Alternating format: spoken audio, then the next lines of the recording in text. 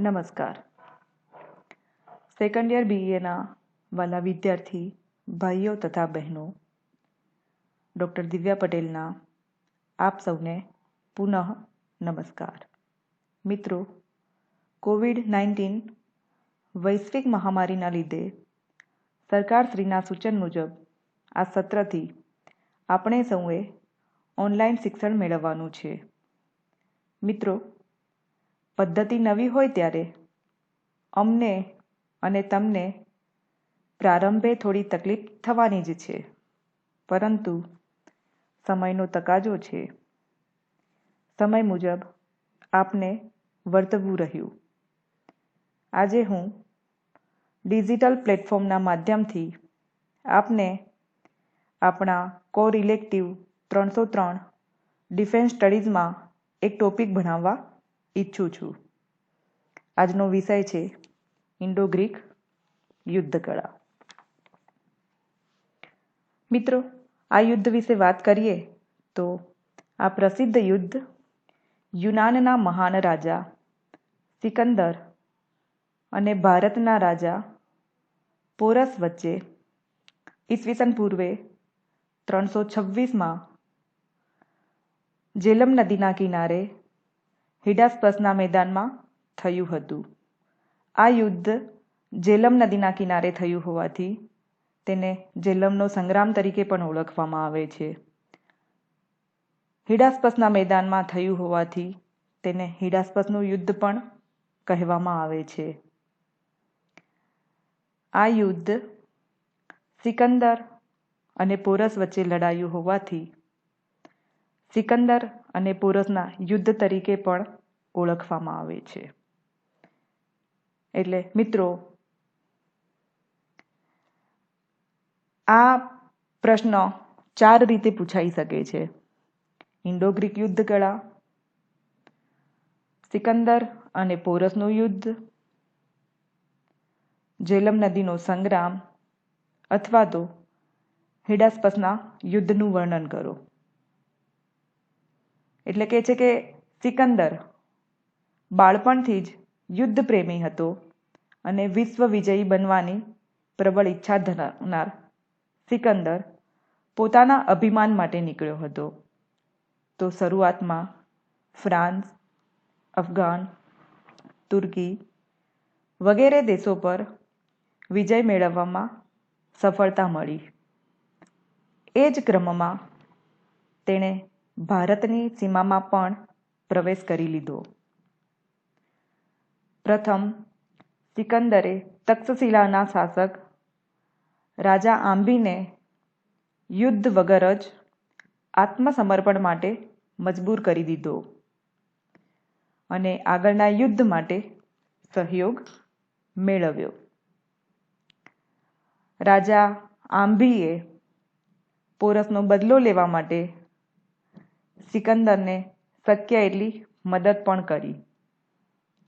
એનો લાભ ઉઠાવતા સિકંદરે પોરસને પણ આત્મસમર્પણ માટે આહ્વાન કર્યું, પરંતુ પોરસના લોહીમાં રાષ્ટ્રપ્રેમ અને બલિદાનની ભાવના હતી.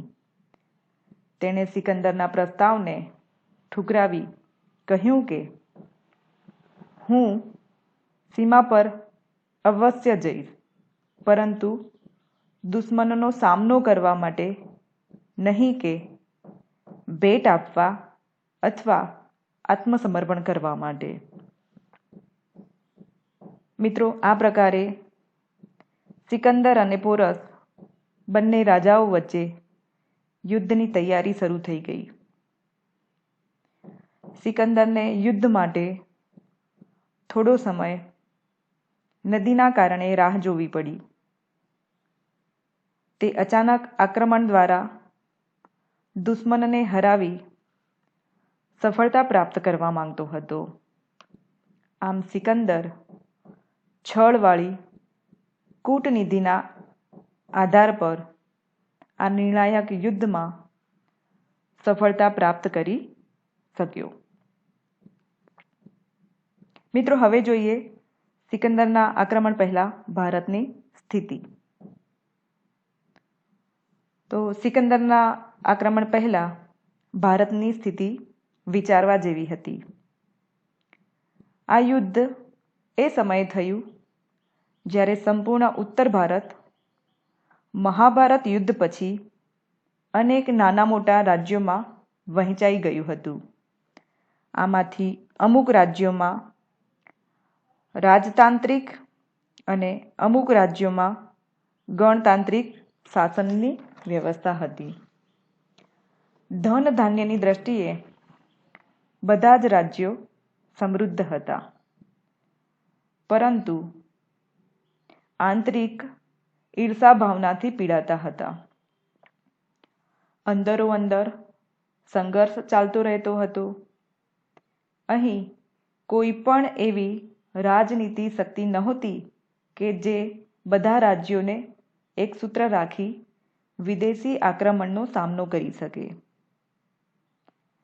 આનાથી વિપરીત એમનામાં આંતરિક શત્રુતા એટલી તીવ્ર હતી કે તેઓ એકબીજાનો વિનાશ દેખવા હંમેશા આતુર રહેતા હતા. આવી સ્થિતિમાં તેઓ સાથે મળીને વિદેશી આક્રમણનો સામનો ન કરી શક્યા. પરિણામ સ્વરૂપે તેઓ બહુ જ સરળતાથી વિદેશી આક્રમણકારીઓના હાથે પરાજિત થઈ ગયા. કેટલાક વિદ્વાનોનો એ પણ મત છે કે કેટલાક દેશદ્રોહી વ્યક્તિઓ અને રાજાઓ સિકંદરને ભારત પર આક્રમણ કરવા માટે નિમંત્રણ પણ આપ્યું હતું. આવી સ્થિતિમાં સિકંદરનું કામ સરળ થઈ ગયું અને સિકંદરને પૂરી સફળતા પણ મળી.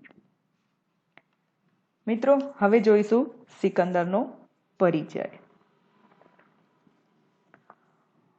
ઇતિહાસમાં ઘણા રાજાઓ છે, પરંતુ એક જ રાજા છે જેના નામની આગળ વિશ્વ મહાન લગાવે છે. તે એલેક્ઝાન્ડર ધ ગ્રેટ, કે જે સિકંદરના નામથી જાણીતો છે. સિકંદર યુનાન એટલે કે ગ્રીસ દેશના એક રાજ્ય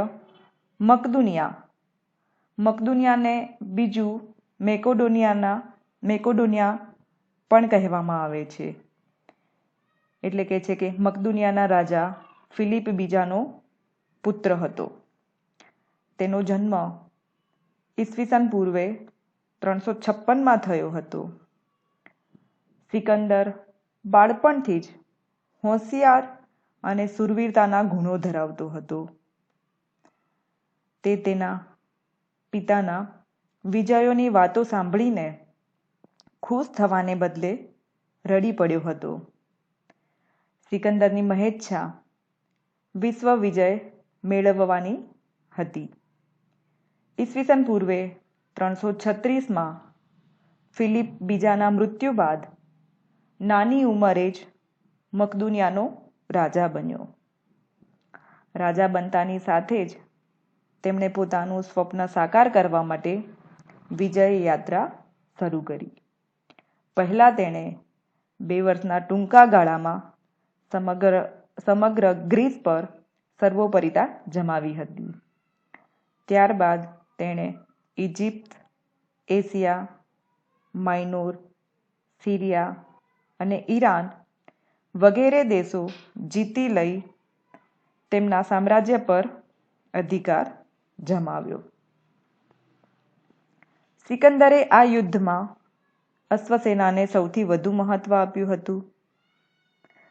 આ યુદ્ધની અંદર સીધું આક્રમણ કરવાને બદલે તેને ત્રાંસુ આક્રમણ કરવાનો વ્યૂહ અપનાવ્યો હતો. તેનું સૈન્ય તુર્ક, અફઘાન વગેરેને હરાવીને ભારતની ઉત્તર પશ્ચિમ સીમાએ આવી પહોંચ્યું હતું. હવે આપણે પોરસના પરિચયની ચર્ચા કરીશું. પોરસ પ્રાચીન ભારતનો એક રાજા હતો. તેનો જન્મ પંજાબમાં થયો હતો. તેનો સમય ઈસવીસન પૂર્વે 340થી ઈસવીસન પૂર્વે 315 સુધીનો માનવામાં આવે છે. ભારતીય ઇતિહાસકારો પોરસને પુરુ પણ કહે છે. એ પણ માનવામાં આવે છે કે પ્રાચીન સંસ્કૃત ગ્રંથ મુદ્ર રાક્ષસમાં વર્ણિત રાજા પર્વતક બીજો કોઈ નહીં પણ પોરસ પોતે જ છે. ઝેલમ અને ચિનાબ નદીના મધ્યવર્તી ક્ષેત્રમાં પોરસ અથવા પુરુનું શાસન હતું. તેમાં આધુનિક ગુજરાત અને પંજાબના જિલ્લાઓનો સમાવેશ થાય છે. સિકંદર સમયે તે ભારતનું એક શક્તિશાળી રાજ્ય હતું. તક્ષશિલાના રાજા આંભી પોરસની ઈર્ષા કરતો હતો. તે માટે આંભીએ પોરસને બદનામ કરવા અથવા ઠેસ પહોંચાડવા માટે એક રાજદૂત દ્વારા સિકંદરને ભારત પર આક્રમણ કરવા માટે આમંત્રણ આપ્યું હતું અને પોરસની વિરુદ્ધ સહાયતા માટે સિકંદરને આશ્વાસન પણ આપ્યું હતું. Doctor R.K.. મુખર્જીએ લખ્યું છે કે આ પહેલો પ્રસંગ હતો કે જ્યારે કોઈ ભારતીય રાજાએ દેશદ્રોહી હોવાનો પરિચય આપ્યો હતો. આ બનાવને ભારતનું દુર્ભાગ્ય ગણવામાં આવે છે. સિકંદર ચિનાબ નદી ઓળંગીને ઝેલમ નદીના પશ્ચિમ કિનારે આવી પહોંચ્યો. સિકંદરે પોરસ અને તેને મદદ કરતા રાજાઓને આત્મસમર્પણ કરવા માટે જાણ કરી. પરંતુ પોરસ એક બહાદુર રાજા હતો. તેને સિકંદરની સામે આત્મસમર્પણ કરવાના બદલે તેની સામે યુદ્ધ લલકાર્યું અને તે ઝેલમ નદીના પૂર્વ કિનારે આવી પહોંચ્યો. સિકંદર અને પોરસની સૈન્ય શક્તિ. તો સિકંદર અને પોરસની સૈન્ય શક્તિ વિશે બધા વિદ્વાનોના વચ્ચે મતભેદો છે. એરિયનના જણાવ્યા મુજબ પોરસ પાસે 4,000 અશ્વદળ, 30,000 પાયદળ, 300 રથ અને 200 હાથી હતા. જ્યારે ડૉક્ટર રમાશંકર ત્રિપાઠીના જણાવ્યા મુજબ પોરસ પાસે 50,000 પાયદળ, 3,000 અશ્વદળ, 1,000 રથ અને 130 હાથી હતા.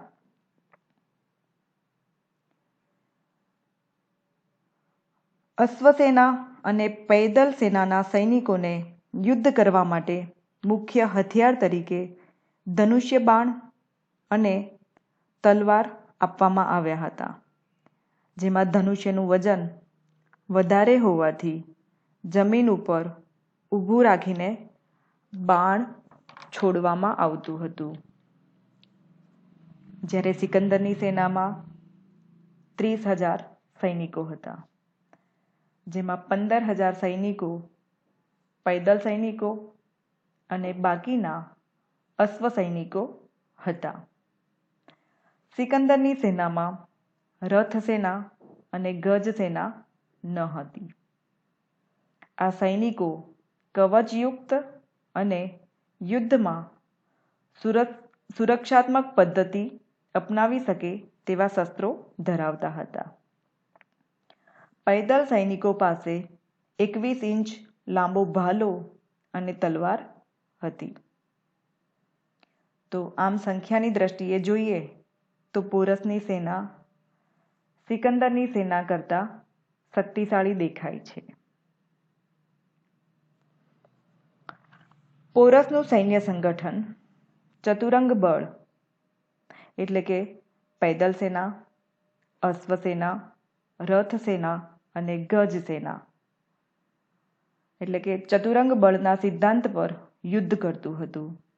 જ્યારે સિકંદરનું સૈન્ય સંગઠન ગ્રીક ફેલેન્ક્સના સિદ્ધાંત પર કામ કરતું હતું, જેમાં શરૂઆતમાં 8 સૈનિકો રહેતા. 2 સૈનિકોની વચ્ચે અંતર રાખવામાં આવતું હતું. ઘોડેસવાર સૈનિકો નજીક અને દૂરથી એમ બંને રીતે આક્રમણ કરી શકતા હતા.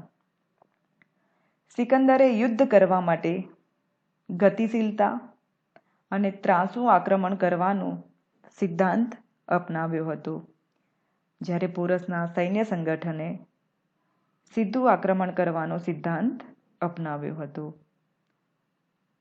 પોરસની સૈન્ય સંખ્યા કરતાં સિકંદરની સૈન્ય સંખ્યા ઓછી હતી, છતાં પણ અનુભવ, મનોબળ અને શસ્ત્રોની દ્રષ્ટિએ પોરસના સૈન્ય કરતાં ચડિયાતી હતી એમ કહી શકાય. મિત્રો, આજે આપણે ભાગ 1માં યુદ્ધની શરૂઆત એટલે કે યુદ્ધની પ્રસ્તાવના, યુદ્ધના જુદા જુદા નામો, સિકંદરના આક્રમણ પહેલાં ભારતની સ્થિતિ, બંને રાજાઓ એટલે કે સિકંદર અને પોરસનો પરિચય,